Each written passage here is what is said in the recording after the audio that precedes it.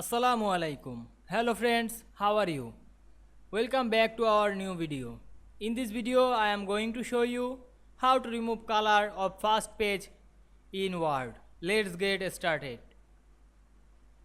At first, we have to open a Word document with some page and applying some page color. Now we zoom out this document to see the all page. Now we can see here first page is colorable. Now we remove this color. On the first page, click the first page and go to the format menu.